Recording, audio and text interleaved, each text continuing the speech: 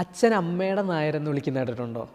സത്യം പറഞ്ഞത് തുടങ്ങുന്നത് തെക്കൻ കേരളത്തിൽ നിന്നാണ്. അതായത് തെക്കൻ കേരളത്തിലെ നായർ വിഭാഗത്തിലെ സ്ത്രീകൾക്ക് പുരുഷന്മാരെക്കാൾ പ്രാധാന്യമുണ്ട്.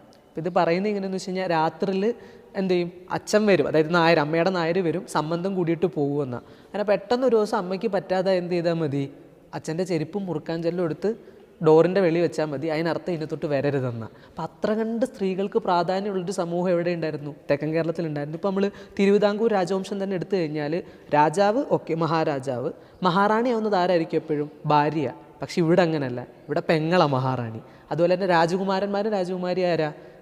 പെങ്ങളുടെ മക്കൾ, അതായത് സഹോദരിയുടെ മക്കളാണ്. അതേപോലെ തന്നെ സ്വന്തം ഭാര്യയ്ക്ക് എന്തേ പറയുള്ളൂ? അമ്മച്ചീന്നേ പറയുള്ളൂ. മക്കൾക്ക് തമ്പിമാരെന്നേ പറയുള്ളൂ.